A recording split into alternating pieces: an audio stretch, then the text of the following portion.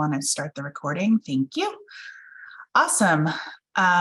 So this is the second webinar hosted by Energy Solutions for the Adjustable Block Program in support of the program transition. As we mentioned, we continue to offer forums to support AVs, and as we continue to make progress, provide updates, and of course, address any stakeholder questions and challenges and more. First, I'd like to introduce myself. I am Tamara Perry, Director of Solar and Storage Programs at Energy Solutions. I just want to start off by saying how thrilled I am to be working on this program and with our entire team, and really have enjoyed working with you all as we're fully underway as program administrators. A couple of housekeeping items. Everyone is going to be muted during the presentation. If you have any questions that you think of during the webinar, feel free to type them into the Q&A box. That'll be the most helpful for us to track, and we will try to address as many as we can as quickly as possible. The remainder of questions we will post, as well as all of the questions, on our Q&A section of the website. Also make sure to press the Q&A section to submit a question and not the chat box. We really want to address the Q&A feature here. So the purpose of today's webinar, looking at the agenda, is to recap the June 28th webinar content that we had last week, provide you with additional information and details and demos for these program processes, and then continue to give you updates on what to expect during the transition period and how you can access support.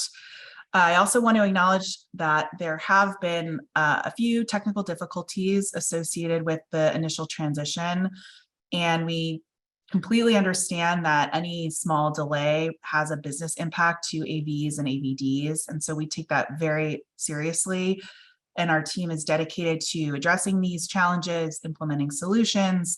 We're continuing to work around the clock, adding resources, and really trying to make this program the best that it can be. So thank you for your patience here on that.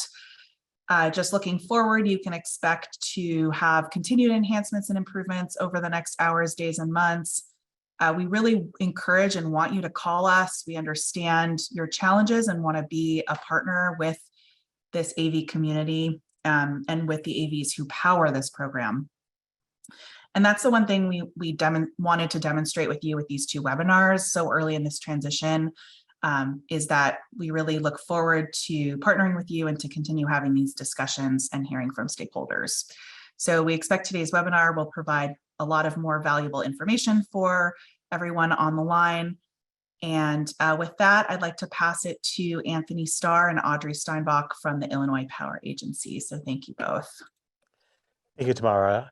This is Anthony Starr. I'm the director of the Illinois Power Agency, and I also want to offer my thanks to everyone for participating today in the second Adjustable Block Program webinar with our new program administrator, Energy Solutions. I also want to also acknowledge and appreciate everyone's patience during this transition and acknowledge that it's how complicated it's been, but we're really looking forward to where things are going and how the program will be evolving over the coming months and years.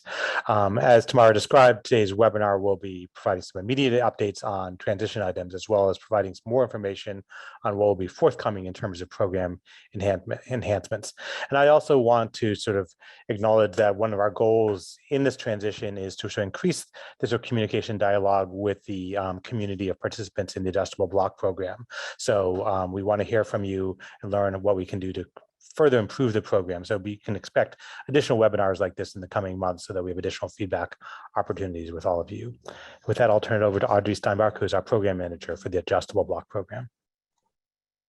Hi everyone, just like Anthony said, my name is Audrey Steinbach and I am the program manager for the Adjustable Block Program with the IPA. I just wanted to echo his thoughts and thank everyone for being here, for continued participation or new participation. I'm really thankful for you all.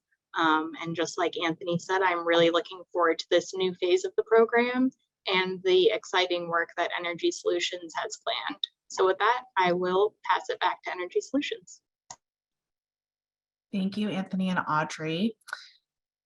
So for today, I'm excited to introduce you, and you might have heard from some of these folks on the webinar last week, but this is part of our stellar program administration team that's going to be presenting today. Rebecca Fearlicht and myself lead the program's transition. Randy Moscow, Keely Weiss, Sarah Wood, all sit in either our operations or software teams and will be introducing themselves and sharing content later in this presentation. So I want to give you a quick recap of the information that was presented in the last webinar. And if you want to go back, I think there was a question I just saw pop up. We have both the recording and slides posted and linked on the ABP website, and the same will be posted for today's webinar. So this was covered in the last webinar, but we have built a strong overall program team and activities that we're performing as program administrators. And our team has been purposefully built for approved vendors and approved vendor designee support, as well as program growth. At the last webinar, we walked through the next slide, thanks. We walked through the 4 ways we are asking AVs to interact with the program during the transition period to complete key program activities. These workarounds have enabled a faster transition and our ability to provide more immediate support. So we really, again, appreciate the flexibility of AVs and AVDs in utilizing these different processes, which is really accelerating our overall development. Starting on September 1, the intent is really to fold these activities back into the new Energy Solutions portal, so you will have one place to conduct your business. So now we're going to go into more detail on how to access some of these processes in the rest of the presentation. Okay, and then just a quick recap of the June 28th webinar. We received over 75 or nearly 75 questions. We've tried to integrate these questions and respond to them and provide more detail throughout this presentation. And if you have additional questions, again, feel free to put them in the Q&A box. And we will continue updating our Q&A responses throughout sort of the life of the program as well. Some companies have also reached out to us that they were not able to access the portal after 2 p.m. on June 30th. I just wanted to also kind of point out we're in the process of reviewing these cases and are planning to announce a broader policy later this week that will apply to everyone. So stay tuned on that. Now I'm going to pass it on to Randy to go through our next processes.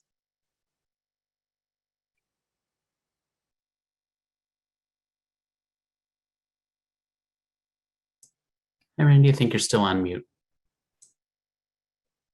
Thank you. I guess you can hear me better this way.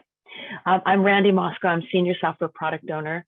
I'm on the information systems side, so I'm helping to make sure we build the portal in a usable and friendly fashion for you. Next slide, please.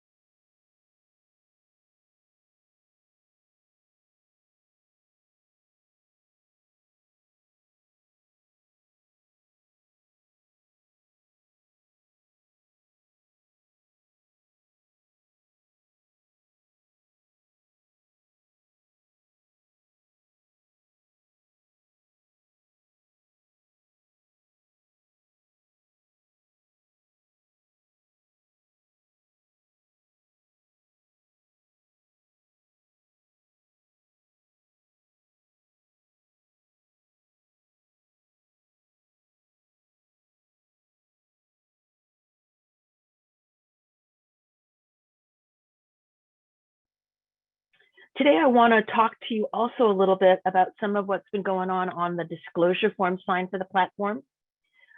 We brought data over from the legacy portal. We've been importing lots and lots of data.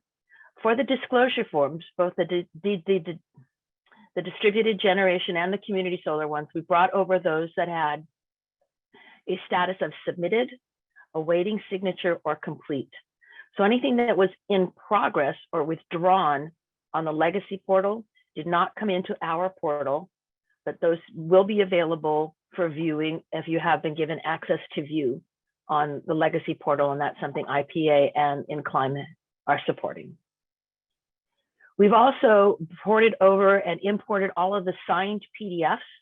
So we now have our own cloud full of the signed PDFs. Access to those, we have a pathway that we're working on to make sure that you can access those. That should be coming very soon. And the other one thing we wanted to tell you is that for those that came over awaiting signature, we assume that there was an email sent out through the eSign portal that was on the old platform. And what we will have to do is resend those so that when the customers select that link, it'll come back to the Energy Solutions portal. And we'll be working on that in the next few days. And we'll advise you when we've sent out all of those emails with the new signature link. Today, I'm also want to show you what the disclosure workbench is that we've built for you. That's our starting place for most of the disclosure activities. On that form, on that workbench, you can search by a form ID and by system name, and we'll be adding more search and sort functions over the next week. From the workbench, you'll be able to create a distributed generation form or a community solar form. Same kind of pathway for either one of them. We have features coming soon for being able to create the PDF and send it off for signature. That is also due out within the next week, as well as uploading a disclosure form that has been wet signed and receiving those that were sent out by eSign to come back to us. Mike, next screen, let's do some share of what it looks like.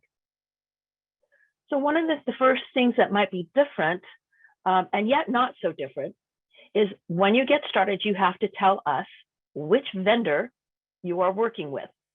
So if you're a vendor and you have more than one vendor associated to your name, we will provide you a list in a drop-down of the names that you had that were part of your profile. And then you select the one that you want to be active. Next slide, please. When you select that, you should see a change in color. You should see a change in color for the vendor that you've selected. And then you would click on the View Disclosure Forms button. If you don't remember to select a vendor, you will get an error message that says no selection available. And all you need to do is click on that OK and come back and choose your vendor and get started again. Next slide. When you come to the disclosure workbench, we're hoping that it's going to be usable and friendly for you. Right now, I have hidden system names because I wanted to protect any data because I've taken it from the database of records. But you will normally see a form ID and a system name, the type of form it is, especially with the different DGs, you'll get that. You'll find out the status. Is it complete? Is it suspended? Is it in progress? We have some action buttons that we're working on for you. Right now, the one that is working is for one that is in progress. If you were to click on the button that says resume form, it'll take you back into the form that you were working on, and you can pick up completion there. Coming soon, we'll be viewing the form in a summary format, submitting it for eSign, and working your way through the rest of it, downloading a duplicate copy. Those are in the back on the burner and coming up to a boil.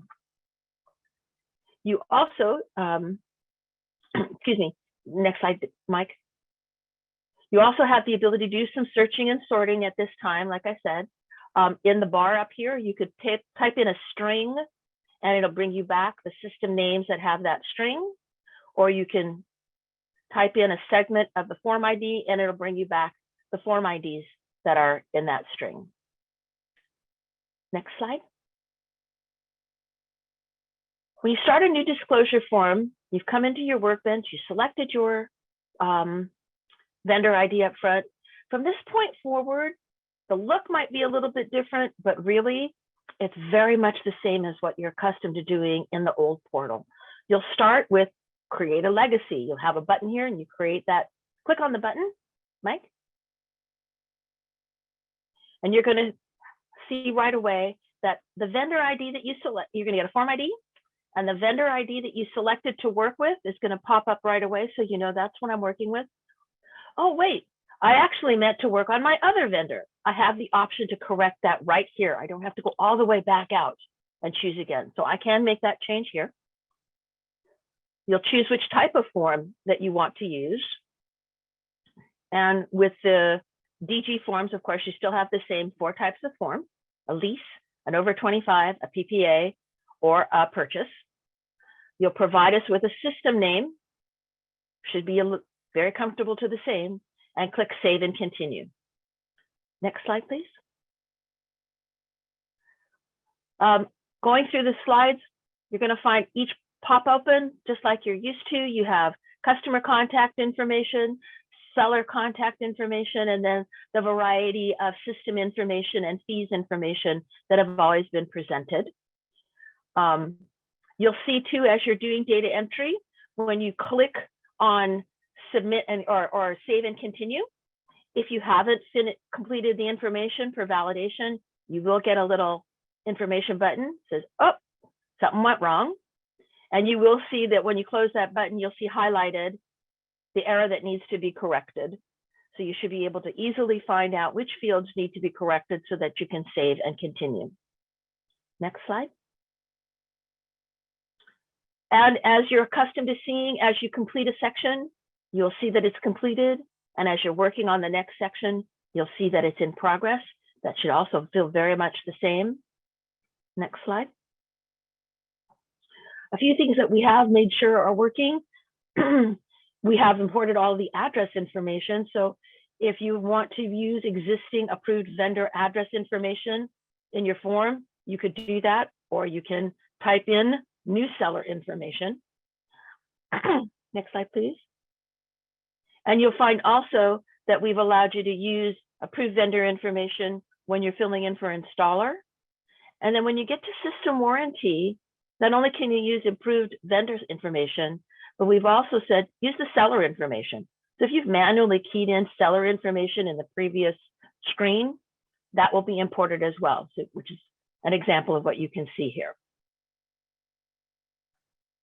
Next slide, please.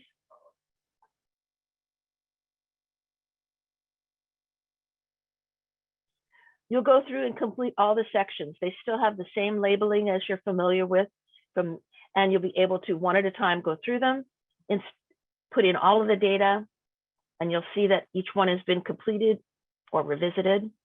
When you get to our final screen, submit and download, you're going to see a message at the bottom. That message is going to indicate, the message should tell you the name of your form, and make sure that everything is correct before you hit that submit. Just like the old environment, once you hit submit, the form is locked.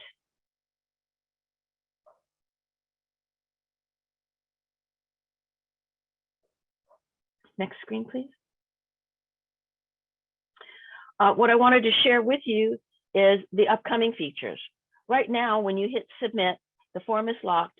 Your form will be available to be seen in the list in your workbench, but we're not sending them out immediately. We do have 1 or 2 more hookups to do in the back end to make that work. But the upcoming features will include view your form in PDF. Shortly behind being able to view it in English, we'll be able to view it in Spanish. We will be able to send it out for e-signature, starting with sending out e-signature in English, shortly followed by e-sign in Spanish letter format as well. And you will be able to upload any signed document. So again, if you had something that was signed, wet signed, and you're uploading a copy for the purposes of that, those are all the features that are coming out in the next short period of time. And we hope that would make that full round trip for you now on being able to create the disclosure forms. The methodology for doing a community solar is the same concept of go to the workbench, click on the Start a Community Solar Disclosure Form, work your way through the questions and answers, and then being able to commit at the end. So I think that brings us full circle for getting started on disclosure forms. Thank you. I'll turn the mic over.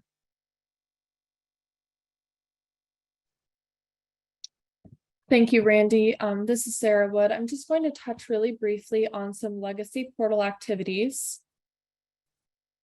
So just to reiterate what was discussed in the previous webinar, the legacy AVP portal that was run by Incline ceased to be available for transactions on June 30th. So again, moving forward, this legacy portal will only be used as a reference to historical program records. So you won't be able to use that platform anymore to do any transactions. If you'd like this read-only access to view the historical records, please email us at ipa.solar@illinois.gov to request this access. We will be granting it at a need-only access. You won't have it by default. Next slide, please. Briefly touching on July rec invoicing. So to reiterate what we discussed previously, the temporary process that will be used for July rec invoicing will be relevant only to vendors that actually have July rec invoices. So if you are such vendors, you should have received an email to log into the legacy portal and view and download your invoice for July. If you did not yet receive a link, please reach out to us and we'll get that sorted as soon as possible. You should have received that from Incline. This temporary portal page where you'll view and download your invoice will only be open until July 10th, so please be mindful of that deadline. After July 10th, this temporary page in the legacy portal will be shut down and that invoice history will be migrated over to the read-only version of the legacy portal. I'll hand it off to Keely to discuss some operation topics. Thanks, Sarah. You can go to the next slide, Mike. So hi, I'm Keely Weiss. I'm on the operations team here at Energy Solutions, and I'm going to review how we're temporarily handling some key processes using SharePoint and email during this transition period. So this slide is just a quick summary of some of those processes that we're going to review in a bit more detail here shortly. So we'll be using SharePoint to support the annual report, the biannual report, a CSV option for community solar disclosure forms, and community solar subscriber management. And then for email, we'll be using email to support designee requests, extension requests, need info responses, and any general questions that you have. Next slide, please, Mike. So this is just a review of how you'll access your SharePoint folder, which will be key for, as I just mentioned, some of the main processes in the program during this transition. So you should have by now already received your invitation to access SharePoint, which would look something like this first screenshot here. If you believe you haven't yet received this email, please check your junk folder. It may end up in there. If you still haven't received it, we can definitely resend that to you. But so you'll want to click that open button. And then once you click open, it will, in a new web browser, prompt you to send a verification code, which will then go to that same email. And then you'll enter the code, click verify, and then it will take you into your folder. Once you land in your folder, it should look something like this. Right off the bat, you won't have all of the files that are shown here. It will just contain information to be used for the annual report. All right, so the first process to review is the annual report. So by now, everybody should have all of the information and access needed to submit the annual report. So there were 2 emails sent. One was the invitation to access your SharePoint folder, which I just reviewed. So that email would have come from Sarah or Jonas at Energy Solutions. And again, check your junk folder for that or your spam folder if you believe you haven't received it. The other email came from the admin email address, which included a link to the annual report form, which is shown here, as well as some further instructions. So we included a guide, kind of an instruction guide for some additional support in submitting your annual report. We covered this in the last webinar, so I'm just going to kind of highlight some reminders about the process for this year. So self-identification is required within the form, and inputting your correct vendor ID is really critical for us being able to correctly record your response. So your vendor ID was included in the email that you got, and it's also included in the name of your SharePoint folder. So there's 2 places for reference. And then the rest of your information is just so that we can reach out to you if you have any questions.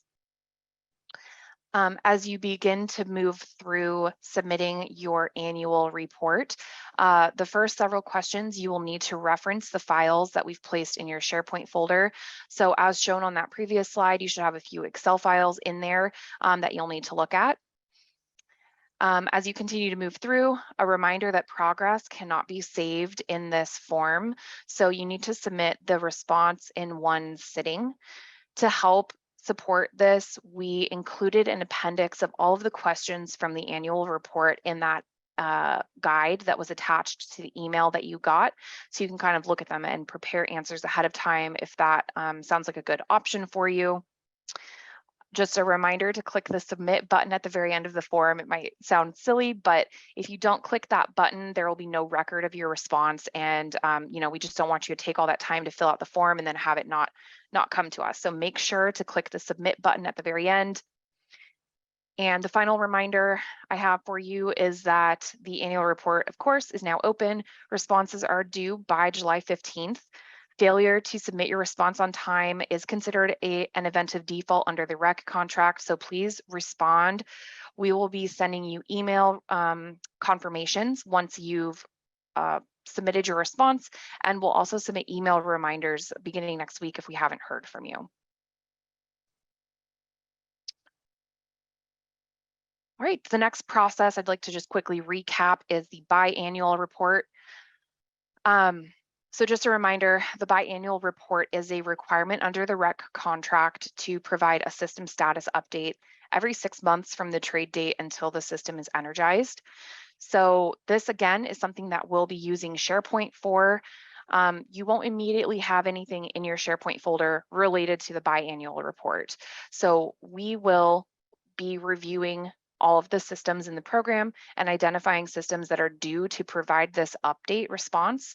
And when you have systems that are due for this biannual report response, we'll compile those into a report like what is shown here on the screenshot and place that in your SharePoint folder. Then we'll send you an email that just says, hey, go to your SharePoint folder. You need to submit a biannual report. And you'll need to access this through that same initial email that you received. So I would recommend bookmarking or flagging that SharePoint invitation email so that you can easily come back to it, as needed over these next couple months while we're managing some of these processes over SharePoint. So when you open up the file, the first set of columns there with the gray headers are just where we'll be inputting the project information that we need a response on. And then you'll enter the responses directly in the Excel file in those columns with the blue headers. And then it should automatically save for you within SharePoint. And then once you submit your response, we will share those with the utilities.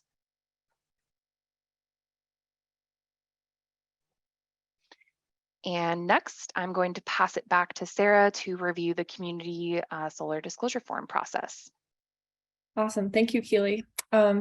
So for this disclosure form workaround process, it's going to be a temporary process to help alleviate any lag time in getting these community solar disclosure forms signed. So how this process will work, we'll be setting up this process on an as needed basis. So if you'd like to get this set up, please reach out to us. What this will look like, we'll be creating a disclosure form folder in the SharePoint for you. This folder will act as a document transfer hub during this interim period. So within the overall community solar disclosure form folder, there'll be 3 subfolders. So one will be for blank disclosure forms. There will be one for executed disclosure forms and one with the CSV template in it. So the subfolder called blank disclosure forms will be where you can access blank disclosure forms. Each one of these disclosure forms is pre-populated with a unique ID, so please don't change the disclosure form ID number. The executed disclosure form subfolder is where you'll upload your executed disclosure forms. And then the CSV subfolder will be where you upload your CSV template with the disclosure form fields populated. I'm just going to screen share here briefly just to show you exactly what this is going to look like. Do you need me to release the screen, Sarah? Yes, please.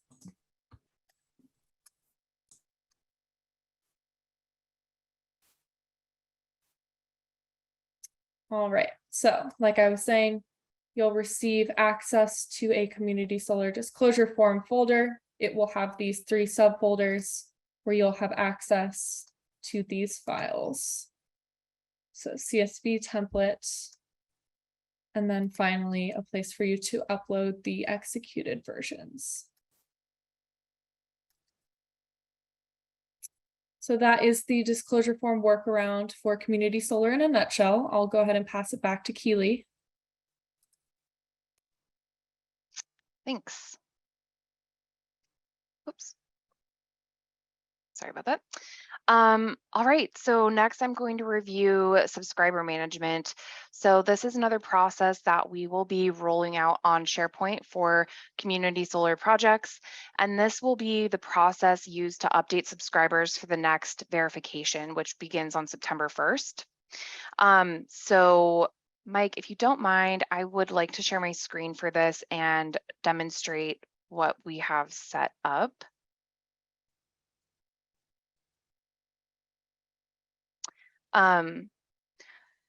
So we'll be creating a workbook for each approved vendor that will have 2 sheets in it. So one will be disclosure forms and subscribers, and the other will be a project dashboard. So on this disclosure form and subscriber sheet, we will input all of the subscribers that were in the legacy portal as of June 30th. And then we will also input any disclosure forms that have been completed but haven't been assigned to a project yet. So that would be regardless of where they were created. So in the legacy portal or one of the new options that we've discussed today. So we'll input the information here in these blue columns, and then approved vendors designees can essentially convert a disclosure form into a subscriber by populating the information in these yellow columns. So essentially what you would do is just go through and directly in the workbook input all of this information. So the date that the subscriber was created, the date that the subscription was terminated, if of course it was terminated.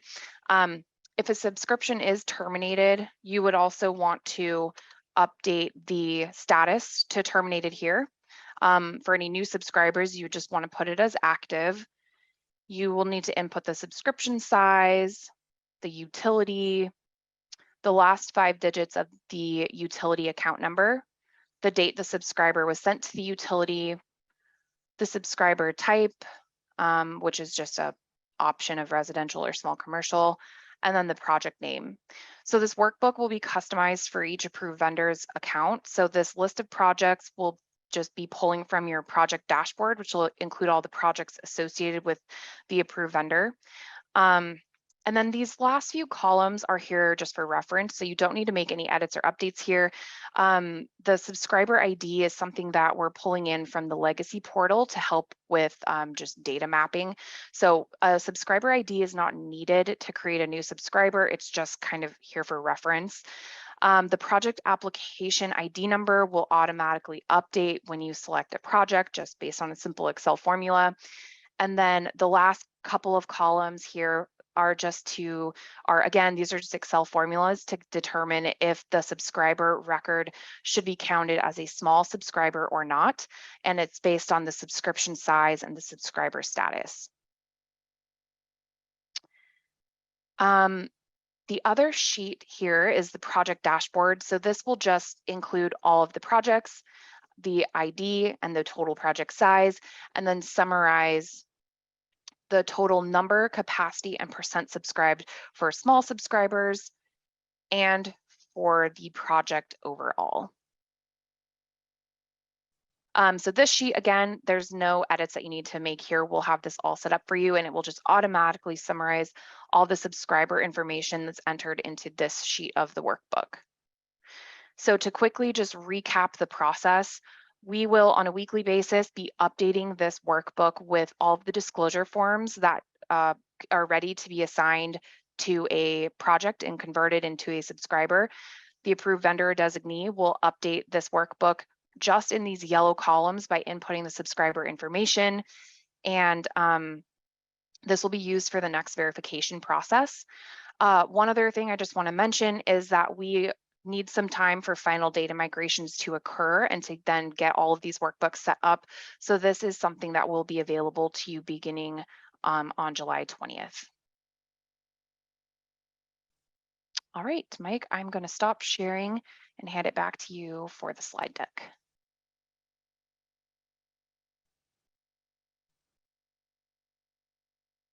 Okay. All right, so now we're going to jump into just a few email updates. Nothing here is too different. The main process that we're implementing over email is for any designee requests. So if there is a need to add any designees, the designee would need to contact us either by phone or email and request a designee request form.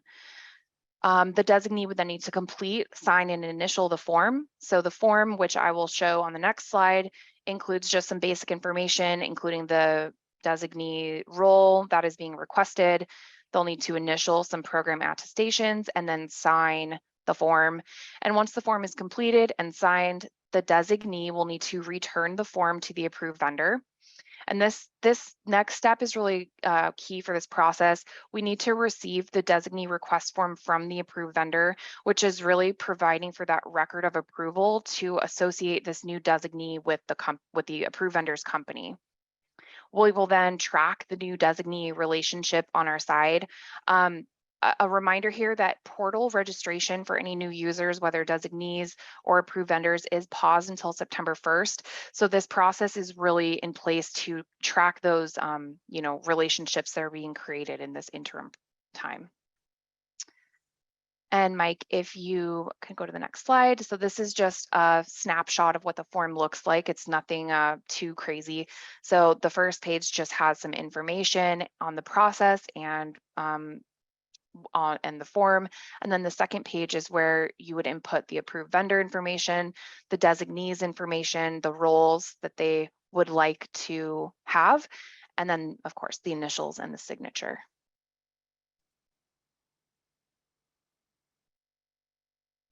As I just mentioned, applications and registrations for any new approved vendors or designees are paused in the platform until September 1st.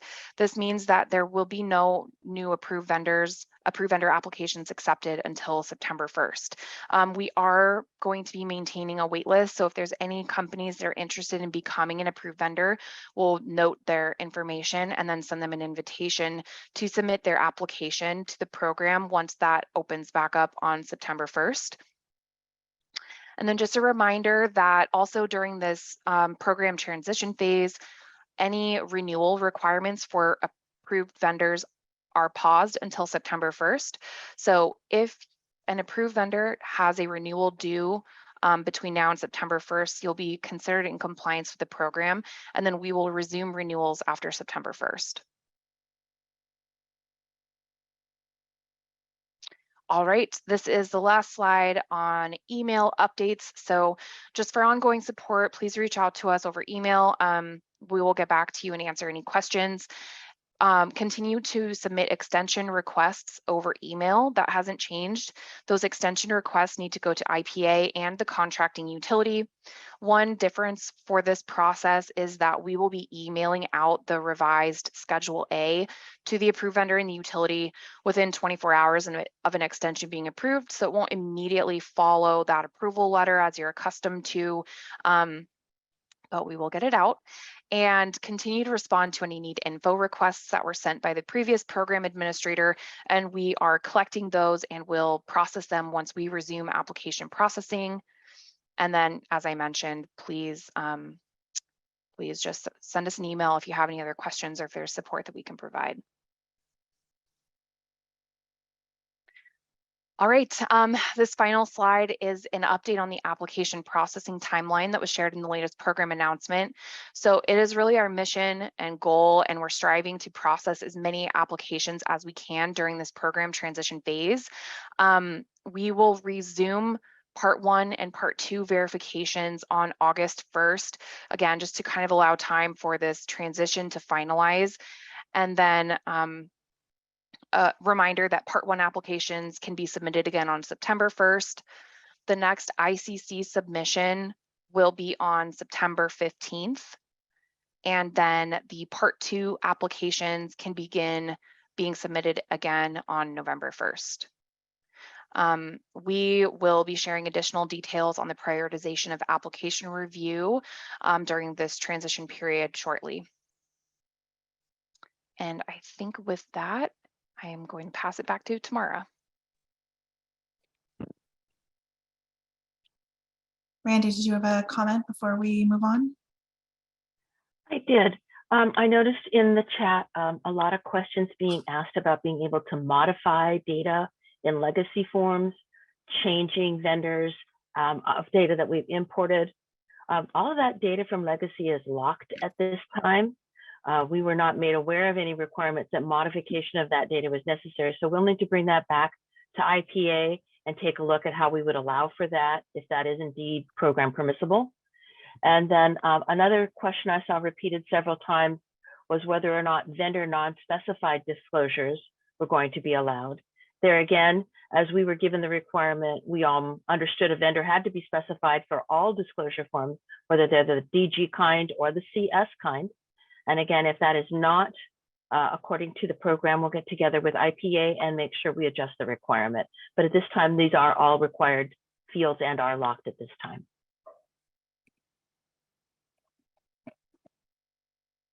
Great, thanks, Randy. And we're going to continue going through these during, we'll have about 15 minutes left at the end of this presentation. So what's next? As I mentioned, Energy Solutions is truly working around the clock. We're looking forward to rolling out additional improvements and enhancements. We're building a strong portal with rich capabilities with user interaction at the forefront. And you can expect a steady stream of updates and resources in the coming weeks and months, including weekly announcements. And we also plan to roll out additional opportunities for listening sessions and workshops with AVs and AVDs. Although you might not see all of these changes immediately that are listed here, we have plans to both streamline communications and processes, really have a goal to make this program clear to understand and provide timely and relevant updates to key stakeholders, as well as frequent opportunities for collaboration and engagement. And we're continuing to enhance the program experience by bringing on technical and engineering support, as well as sector strategists who will be subject matter experts and work with AVs as well as the application processing team. We also believe in managing a program through data-driven decision-making, bringing more visibility to our program processes and strategy. So I'm going to close by thanking for your time today. We've been responding to some of the questions in the background. So I did note Randy answered some of the questions around vendors not specified. I think, Randy, I don't know if you want to address when the e-sign and disclosure form availability. I think there's some questions around clarity on that. Right now, we are in test. So we have built processes, we're testing them. We want to make sure they work right before we release them, because it would be more frustrating if you get a PDF form that doesn't have the right information, or you send something to e-sign and it goes nowhere. So we want to make sure we fully tested that. We do expect that to be out in a very short period of time. I don't want to make a specific day, but I'm sure hoping it's less than a week. And then let's see, Keely, there was a question on Q2 subscriber verification deadlines. Yeah, so we would need all the subscriber updates made in the workbook that I reviewed, as well as any updated disclosure forms submitted by August 31st, that we can begin the verification on September 1st. Great, So that thank- that timeline is the same. and again, if you have any questions on these, please email the admin at illinoisabp.com. I did see some questions in the chat around response time. As you can imagine, we've gotten sort of a mountain of questions. We're working through them. We have, you know, a much more aggressive goal, so please be patient with us. And we're trying to get through these as quickly as possible. Let's see. This is a question for you, Randy, from Sam Goldman. And I saw a few kind of similar, and I think you covered this, but just to clarify, what disclosure forms were migrated from the prior portal? And then, yeah, I guess that's the question. We just, from the prior portal, we moved over both the DG and the CS disclosure forms. And we did so where anything was in status submitted, status awaiting signature, or status completed. So anything that was withdrawn or anything that was in progress was not brought over to our portal. Great, thank you. There was a question from Santa, and I see a bunch of questions coming out in the chat. If you guys can put it in the Q&A, that way I can track them, that'd be very, very useful. Thank you. Otherwise, I'll go back to those at the end. There were also in the chat about login issues, and they should contact us directly on those so we can work with them to find out what their specific problem is. Okay, Randy, there's a question about making from an anonymous attendee. Can we make edits to submitted forms as long as it has not been sent to the customer? Not at this time. It was our understanding, as I mentioned earlier, that once it hits submit, it's locked. If this is a feature that needs to be revisited, we will. In our backlog is the ability to copy a disclosure form so that it could be used as the basis for a new one. That is in the works of getting things done, but not ready just yet. Great. And then I think we had a similar question from Laura at Ag Technologies. So if Laura, if that wasn't responded to, you can feel free to add another message in the chat. Okay, let's see. There's a question here about utilizing a third-party e-signature platform. I might ask, so this is from an anonymous attendee. Please attach a copy of the signature summary tracking page to the signed disclosure form. Does this mean it can be signed via third-party e-signature platform and uploaded? And I might need Randy and/or Audrey's support here. Yeah, so we saw that that was a feature available in the existing platform. And so we will continue to support that. It's managed in the same manner as a wet signature would be. If you have your own internal e-sign process, once you're able to download that disclosure form, if you choose to send it through your own e-sign, you need to send it back to us and then would upload that PDF along with the acknowledgement page that you should get back with your e-signature through your tool so that we can verify that it came from a valid IP address and we can keep that tracking in the system. So again, that was a feature we understood was previously available and we'll continue to honor. I do just want to clarify on that requirement. It needs to be consistent with the requirements in the program guidebook. I'm forgetting the exact section, but the e-sign platform utilized by approved vendors and their designees needs to be commercially available. So I will drop that section of the guidebook into the chat. So this is not a change in requirements at all. This is just a reiteration of requirements that have existed and continue to exist. Okay, and then, thank you, Audrey. And then, and I think that was also addressed, the language was dropped into the last Q&A as well. To follow up on Sam's question, can you update the vendor on disclosure forms that were migrated from the prior portal? I believe Randy addressed this, that we can't change any data that was imported.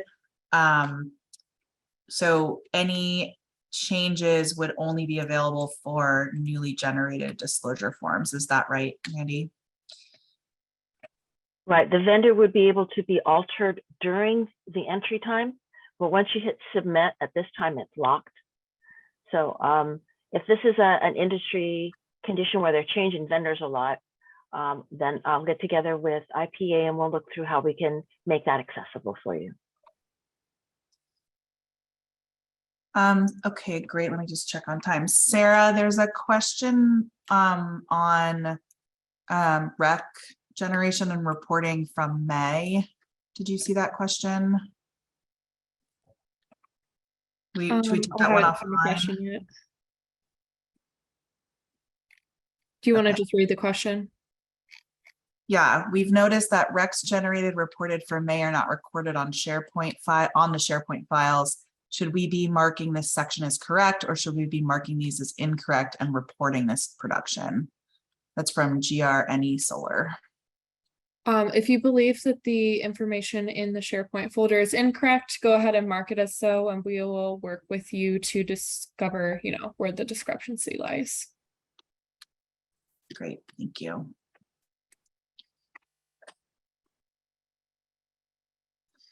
There's a few questions on CSV to PDF process. Just wanted to clarify that this is only available for community solar. That's the process that Keely laid out. Let's see.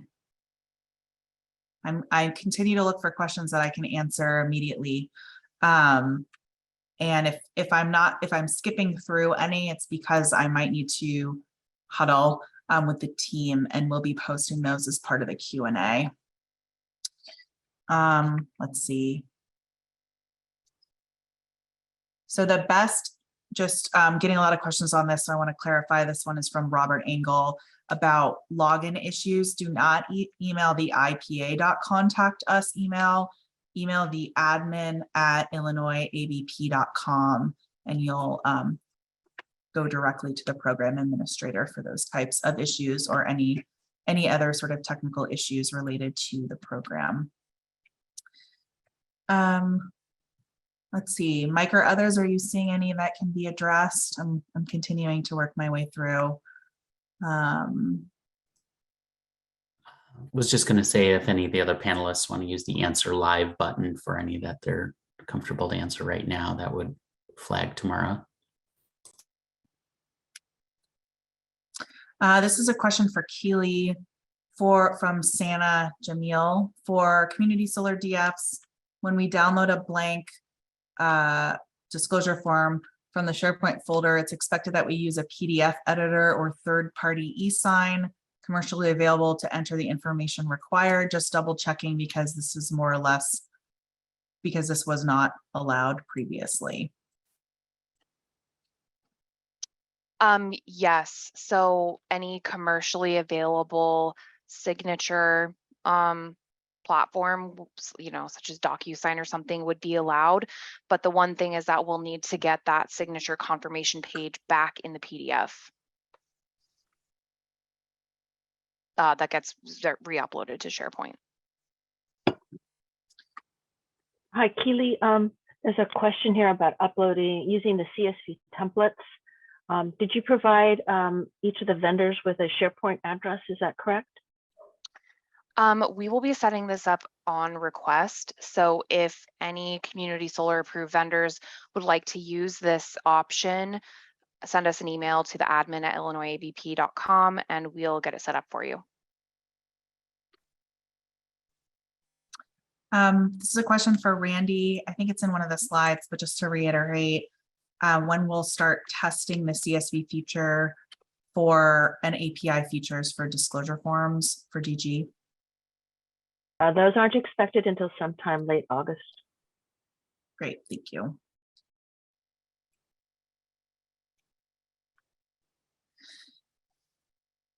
Audrey just reiterated in the chat, all signature platforms must be in compliance with the program guidebook. This is not a change. E-sign platforms must be commercially available, not just singularly used by your company.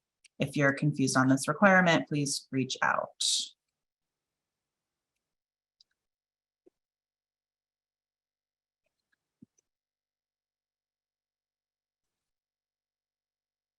Okay, let's see. We're a couple minutes from time.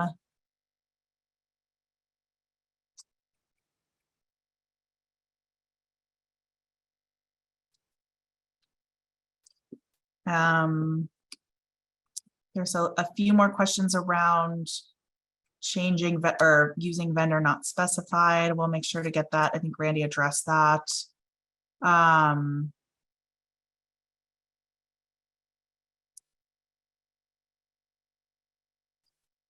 Anything else, team, that's up here that I've missed? Just doing one more pass through. Bear with me, guys.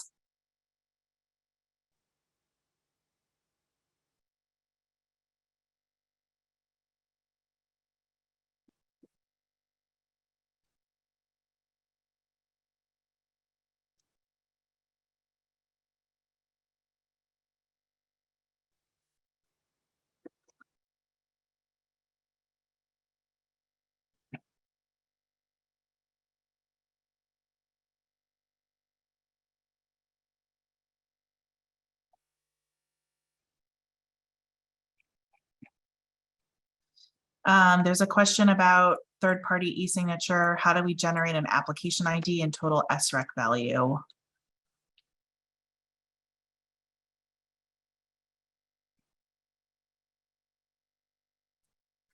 So, Keely, I don't know if you want to jump in here. I think the application ID will be provided for community solar DFs